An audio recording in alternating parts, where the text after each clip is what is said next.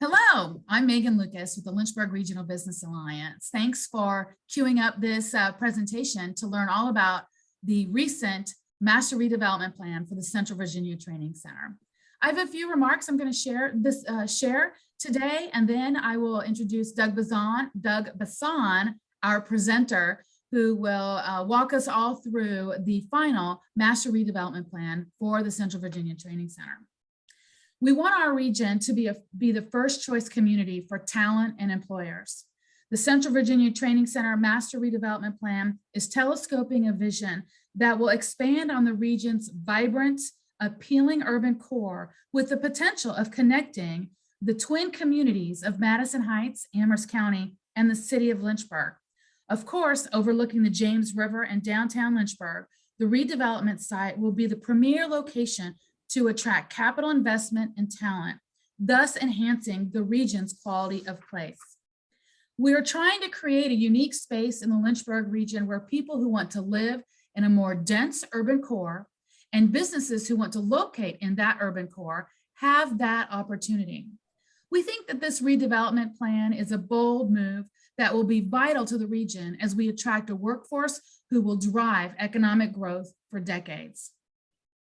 Although the plan is the beginning of actual redevelopment and will be the directive that guides policymakers, developers, and stakeholders toward the preferred future of the site, it all significantly hinges on the defeasance of $25 million in outstanding bonds on the site, which is currently owned by the Commonwealth.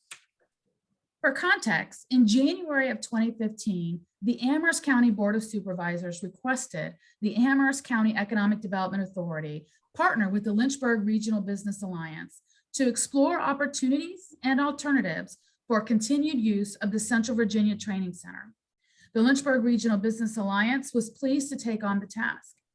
In January 2012, then Governor McDonnell announced the closure of 4 of Virginia's training centers over the next 10-year period, and the continuation of the downsizing of the 5th center.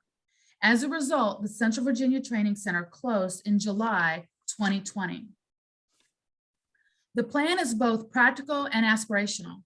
It is a key piece in the continued creation of a vibrant urban core, which we know is critical for attracting both young and seasoned talent, as well as businesses of all sizes. The Alliance has been the catalyst the Alliance has been the catalyst for progressing the vision of the site and creating a plan for the redevelopment to make that happen. There are many partners who have helped to make this redevelopment a reality. And give me a second as I thank everybody who has helped us do this. The Lynchburg Regional Business Alliance, the Economic Development Authority of Amherst County, Amherst County Board of Supervisors, the Central Virginia Planning District Commission, Go Virginia Region 2, the City of Lynchburg Office of Economic Development and Tourism, Appalachian Power Company, Banker Steel, and CSE Incorporated. Our partners realize that redeveloping the site is critical to our region and have made it a top priority. The Lynchburg Regional Business Alliance and our partners raised more than $482,000 to fund the creation of this master redevelopment plan. Other partners in developing the plan include the Virginia Department of Economic Development, otherwise known as VDP, HDR, who you'll hear from shortly, the Virginia Department of Health and Behavioral Services, the Virginia Department of Transportation, and the Virginia Department of General Services. Certainly, we have lots of elected officials to thank for this. Senator Newman, Senator Peake, as well as Delegates Byron, Delegate Campbell, Delegate Ferris, Delegate Austin, Delegate Walker, and the Lynchburg City Council. Thank you, of course, to all of the Central Virginia Training Center Target Advisory Group members. Other thanks to our Regional Economic Development team, especially Victoria Hansen and Margette Upshur. Before I turn it over to Doug Bisson, I really want to say what a delight it was to work with the HDR team, as well as the civic and business leaders who made up the members of the Target Advisory Group that really helped us lead HDR and supply HDR with all the information that was required to put together such a substantial plan. It's my pleasure to introduce you all to Doug Bisson with HDR, who's going to give you the presentation of the Central Virginia Training Center Master Redevelopment Plan. Doug, thanks for being here today, and thanks for allowing us to record this so we can share it and showcase it as often as necessary, and everybody who wants to can really understand what's involved in the Training Center Master Plan. So with that, Doug, the floor is yours. All right, thank you, Megan. And I want to reiterate the same thing. Thank you to Megan and the Regional Business Alliance and all the partners. Truly a wonderful experience. You have a great community, and there's just so much potential within the community. So it's been a pleasure on HDR's part to be a part of this process. So with that, I'm going to share my screen and bring up the presentation, and we will walk through that. All right, Megan, can you see the presentation on the screen? I see it in multiple slides.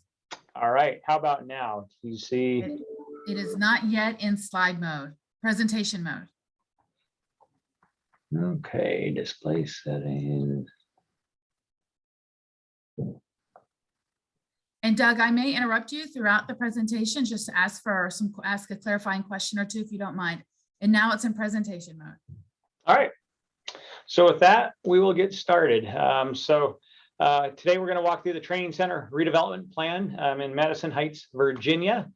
With that, this whole process started with typical inventory and analysis, and really identifying kind of the key features that will help define the site and open up opportunities.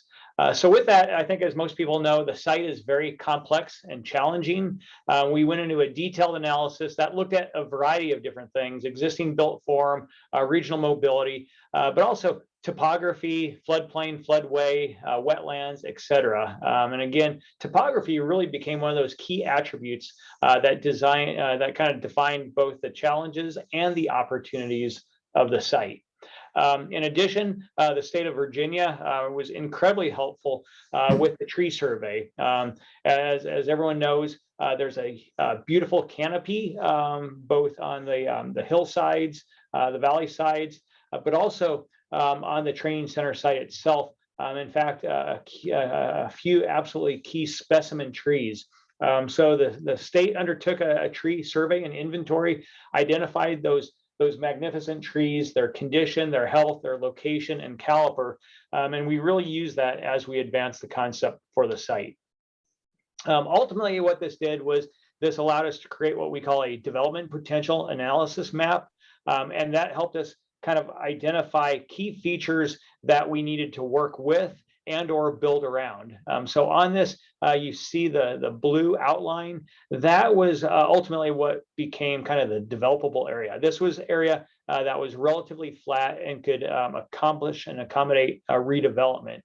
The red arrows that you see, those are access potential linkages to the regional mobility network. The black areas, those are views, kind of view sheds and view corridors that we thought we really wanted to accentuate. And then there's several other elements that were included in that development potential map. Along with that, SB Freeman Development Advisors was a key component of the team, and they undertook a market assessment. That market assessment looked at a combination of different elements.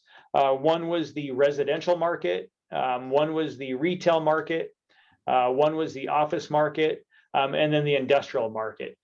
So we wanted to look at how those various components could be incorporated into a future master plan for the site. And this was really significant. We think residential drivers, there's population growth within the region, but the key factor is this needs to separate itself or differentiate itself from the rest of the market. And that residential, to be successful, needs to be part of a mixed use environment or a traditional neighborhood development pattern. Retail drivers as well. Again, there's population growth and rooftops that will be created as part of this process. And if we could embed that within a walkable urban neighborhood, we think our chance for success is that much greater. Same thing with professional office. We think it's going to be somewhat challenging to get large floor plate office, but if we start out with professional office at a smaller scale and embed that in a town center type environment, we can be really successful. Same thing with industrial. We wanted to create some shovel-ready smaller pad sites that would accommodate modern tech and or industrial space.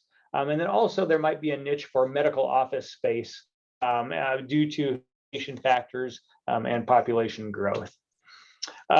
We always want to do the market assessment before we go into visioning, because sometimes visioning, if it gets out in front of what the market will accommodate, you can get sideways. So going into the visioning process with an understanding of the market was very important. So the visioning process, we did a variety of different things.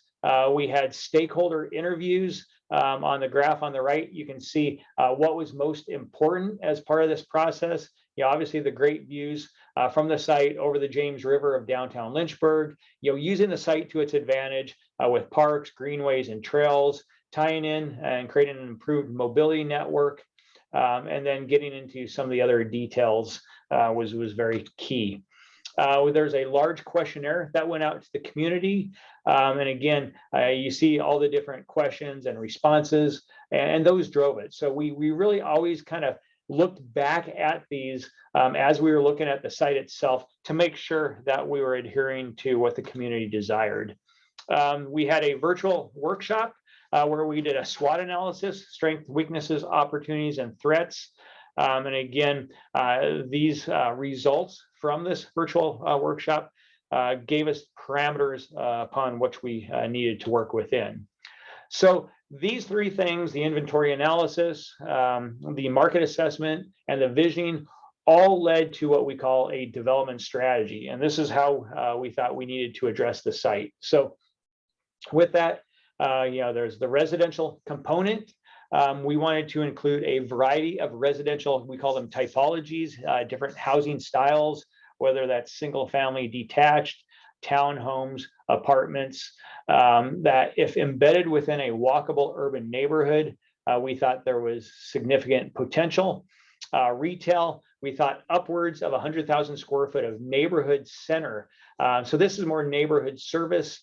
Part of it is growing the rooftops from above will create demand, but as this place begins to develop out and has a character, we can begin pulling more and more retail. Office space, the market showed up to 120,000 square feet of office. If you look at it at about 20 to 25,000 square foot floor plates, we can get about 3 buildings with that. And then finally, industrial, up to 150,000 square feet, depending on available land. We identified what we think is a very attractive site, very close to key entrances that could accommodate that. So that was the program that we worked from as we established the master plan. So with that, we're going to go into the master plan itself. It was undertaken during what we call a 5-day design charrette, a very iterative and interactive process where day one, the designers that participated identified and created several different concepts for the site. Based on those concepts, the ideas were basically, we call it a pinup session. They were hung up each evening, and the public that participated during that pinup session told the designers what they liked, what they didn't like, or if they made modifications, what they might like better. Based on the input from each evening pinup session, refinements were made each ensuing day, so that through the course of the 5 days, we started out with multiple ideas and concepts. And those were winnowed down through the course of the week. So by the time we got to Friday, there was an overall preferred concept. And that concept was really driven by the key stakeholders and the public that attended that design charrette. That charrette was also held virtually so that those who couldn't participate physically could participate online. And that led to the ultimate plan. So if you think back to the kind of the analysis map, really kind of following that area within the blue outline, taking advantage of views, so on and so forth. So part of that, there's some key framework elements that we think guide development on the site. The first thing, and this was really making sure that the market analysis that SV Friedman performed along with the development program came to fruition, is that this site needed to embody walkable urbanism. This means it would be a very pedestrian-oriented site. that would embody a mix of uses, and those mix of uses would be integrated both horizontally across the neighborhood, but also in the kind of the center of the community, they would be integrated virtually. Preservation was going to be very key. There are some key elements that everyone thought should be preserved. At the grand entrance, one of the existing buildings from the training center thought that it would make an ideal boutique hotel. The farm, we think that farm could become a great destination entity, user, possibly a pub or a winery, something similar to that downstream. You see the water towers, they are iconic. Can we transform those possibly into a piece of art? The cupola on the main building, can we preserve that and use that as an iconic feature in one of the primary green spaces? The smokestack that you see that exists, is it possible to use that as a wayfinding entity, that it terminates some key views? And then I mentioned the specimen trees before, preserve as many of those as possible. And then site demolition and preparation. A lot of work needs to go into this. The defeasance of the bonds is going to be absolutely critical, as Megan mentioned. But site demolition will need to occur before redevelopment on the property can be activated. Mobility was absolutely critical, and we mentioned the kind of the multimodal network. We think absolutely critical is a new access from Highway 210. This will be the new front door of the neighborhood. So there will be a new intersection on Highway 210, signalized, and what you're seeing here is kind of a view corridor and landscape architecture, really defining this as a brand new neighborhood and working with the topography. We always want to have a hierarchy of streets: A streets, B streets, and C streets. A streets are those primary addresses that everyone wants to front upon. At the other end is the C street. Those are primarily utilitarian, and B streets are in between. So setting up a hierarchy, and what that does is that allows us to provide streetscape enhancements based on its placement within that hierarchy. Several different street sections were identified. Hillside Drive, as we're calling it, is the new entrance into the neighborhood. Basically a 3-lane section, a lane in each direction, and a center turn lane, wide, basically parkway strips with street trees. And then this shows as it cuts through the center of the neighborhood with buildings fronting on that. As it extends farther in, it transitions into a greenway street where we have a wide side path, basically for bicyclists and pedestrians on one side, a double row of trees on one side with a single row on the other, and we lose or drop that center turn lane so that now we have on-street parking and a lane in each direction. Village homes, these are some of the single-family detached. This shows what a typical village home street would look like. And once again, a lane in each direction, a deep parkway strip that allows street trees to grow and flourish. And then we're showing 2 different ways to accommodate residential. On the left-hand side, these are what we call rear loaded. So there would be alleys so that you do not have a front-facing garage. On the right-hand side, these are front-loaded. So you do have a front garage and driveway. But in this scenario, the garage is always pushed back behind the main facade of the house so that it does not become the defining feature of the residence. And then we have further in what we call the estate home neighborhood. And this is what a typical estate home street could look like. So you see deeper setbacks, but once again, street trees and so forth. Making the grade is a challenge on the site. And again, we've mentioned it a couple times, the significant topography.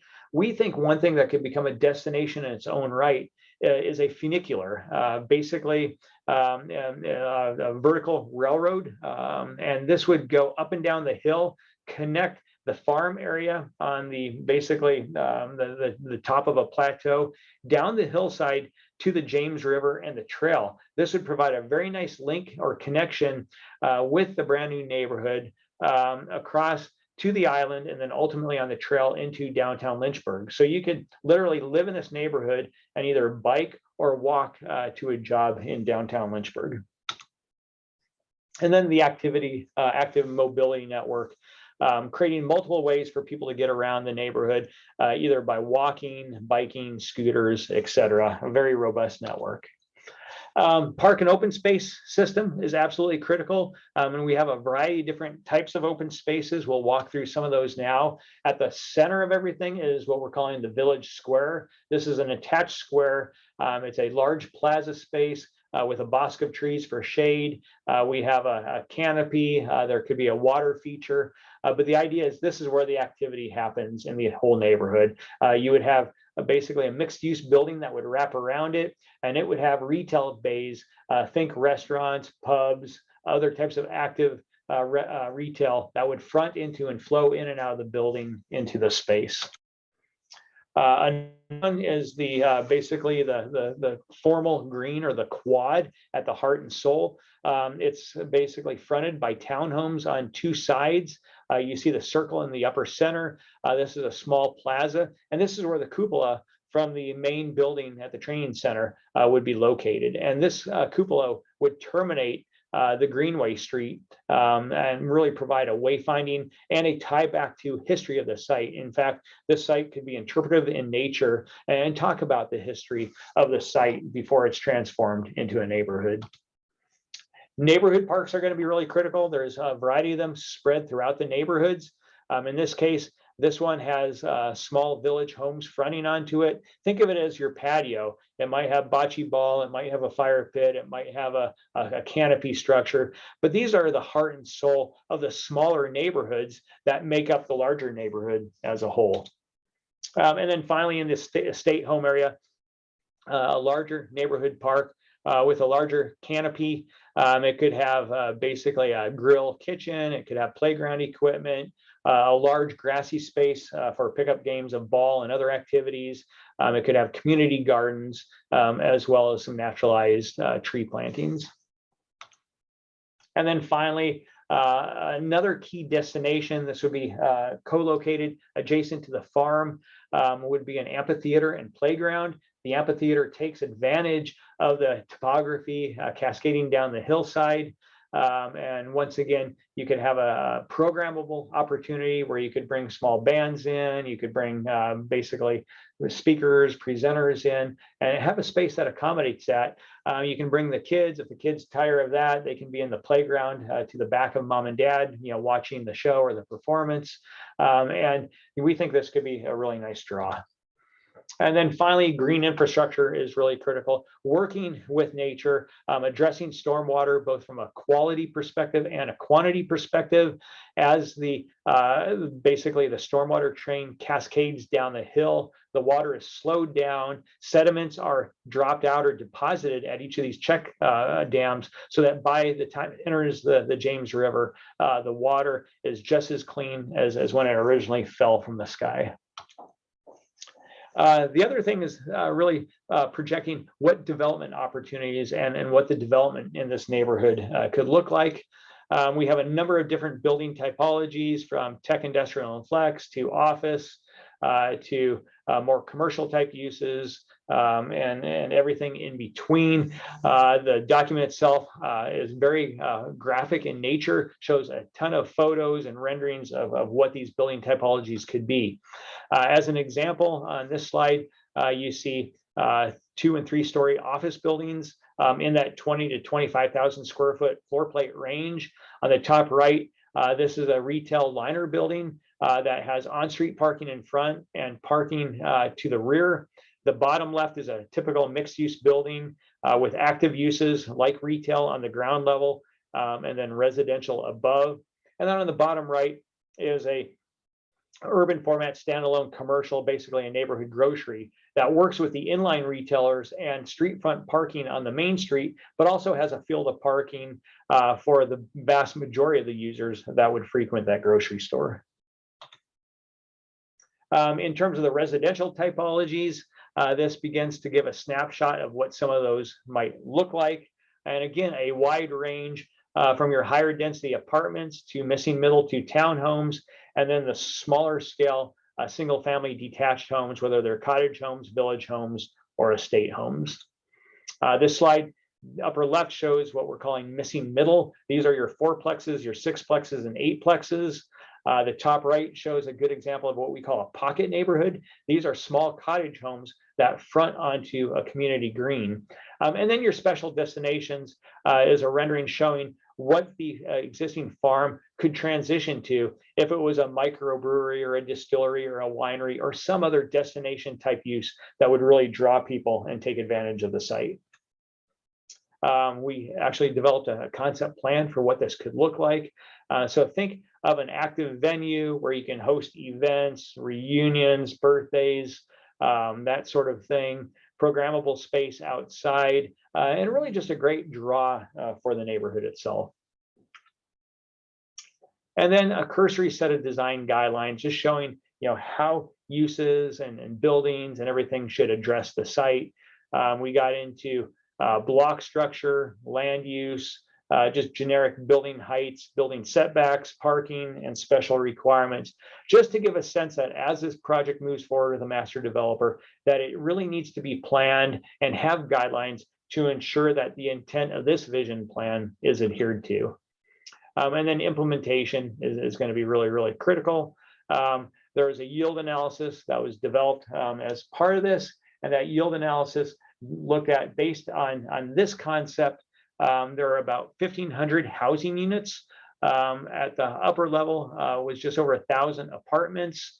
We showed senior housing, about 130 townhomes, and then a variety of different single family typologies, whether they be estate homes, village homes, or cottage homes. In addition, there's a number of other uses, as we mentioned, mixed use commercial, about 110,000 square feet of Class A office, again, paralleling what the development program required. We have a small grocery, the destination restaurant, and event venue. We have civic uses, we have sites for churches, et cetera, et cetera. And then all of this is parkable. We want to make sure that this is grounded and based in reality, so that even though there are multimodal options throughout the site, it is still accessible by vehicle. We have a phasing plan showing just generically high level. Phase one would be that brand new entrance and the roadway coming in. Phase two would be some early, more conventional commercial to help cash flow the site, as well as a larger apartment residential. These are to get the momentum going. And then after that, it's really going to be anyone's guess. Every developer is going to look at this differently, but know that there will be a series of phases in terms of project implementation. And then three things that we need to look at. Obviously, ongoing community engagement is going to be critical, keeping everyone informed of what's happening. There's the preparing the site for development, whether that's ongoing due diligence, site preparation, or taking that into vertical construction. And then finally, land transfer to support development. That's going to be really critical, getting and maintaining control of the site. So all of these are parallel paths. They don't happen independently of each other, but they need to happen congruently. And with that, this is an overall kind of view of what this neighborhood could look like and transition to. So with that, I will turn it back over to Megan, who will wrap things up.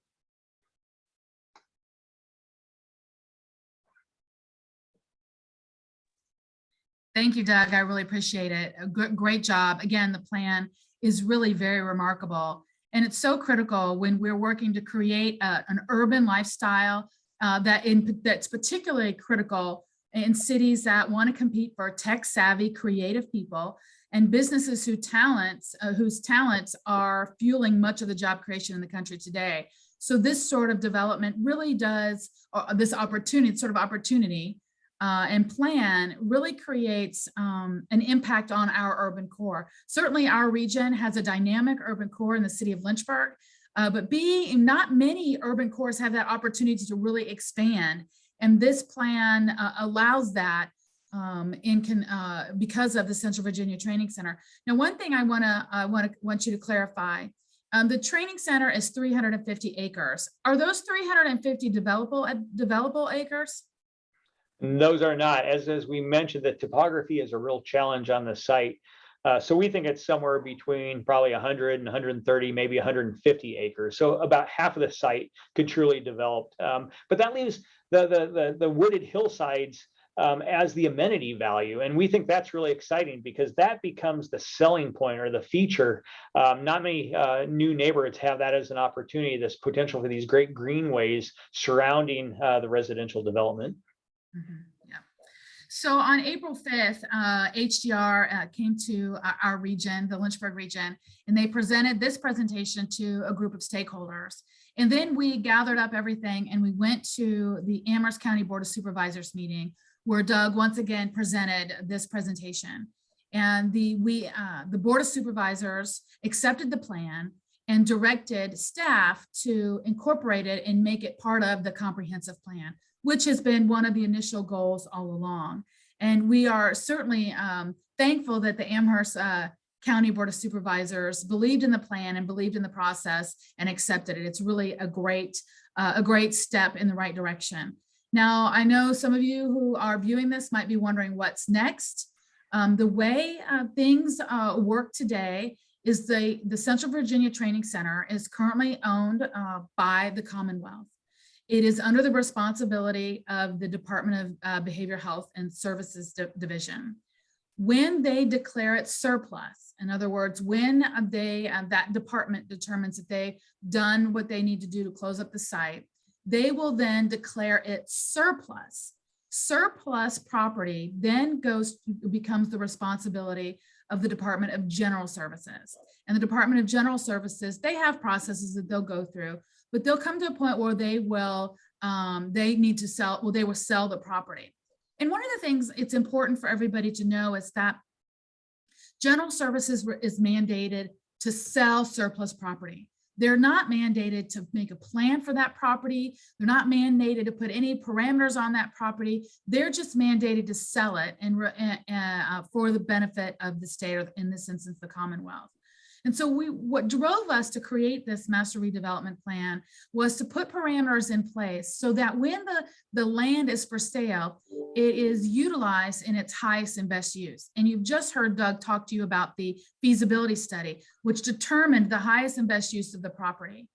Certainly all of us can look at a piece of property or see a building that's gone up for sale, and we can say, we think that should be it should be a golf course. It should be an amusement park. It should be whatever. But a lot of times we make those comments without data to back it up. And so HDR, along with their partner, SB Friedman, they did the feasibility study, the market analysis, which says, if this piece of property is to be the most impactful in the region, it will have these qualities. It will have 100,000 square feet of retail. It will have about 120,000 square feet of commercial. It will have about 200,000 square feet of tech industrial, and it will have lots of mixed use housing. That means the future for the site will be most successful with this sort of development on it. So what happens next? We wait for Department of Behavioral Health Services to declare it surplus. Then the Department of General Services will go through their process, but ultimately sell it.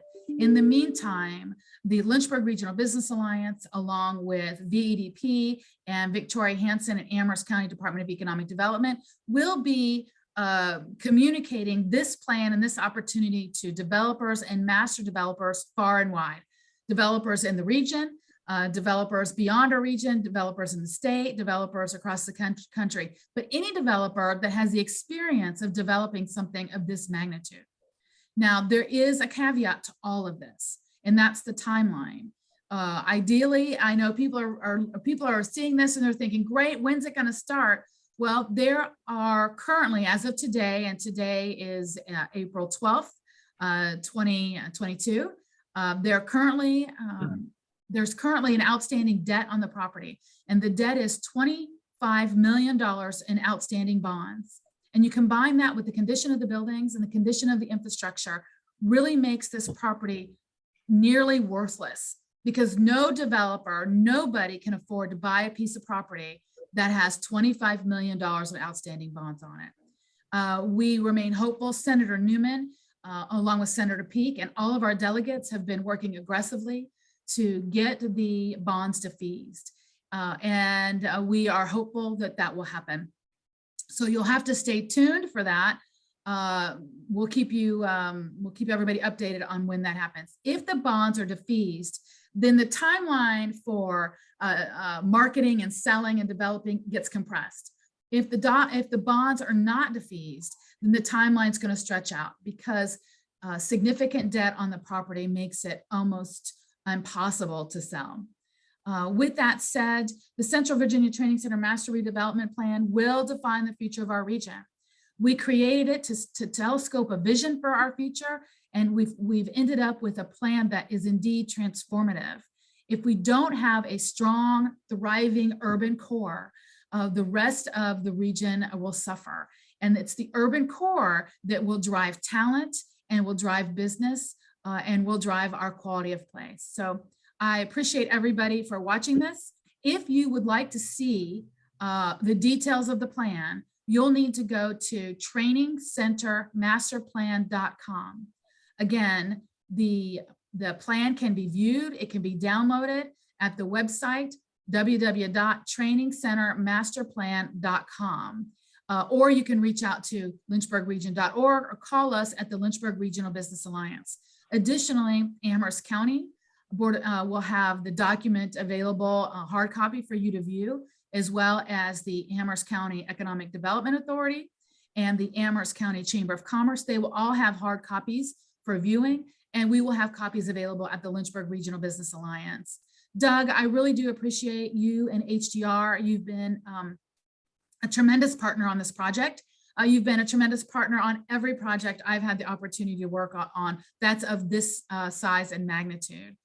So I really do appreciate you taking time to present this once again for us today. My name is Megan Lucas. I'm the president, I'm the CEO and the Chief Economic Development Officer here at the Lynchburg Regional Business Alliance. And I appreciate you watching. For all inquiries and all questions, please don't hesitate to give us a call. You'll find everything you need at lynchburgregion.org or the Training Center Masterplan.com. Thank you, Doug.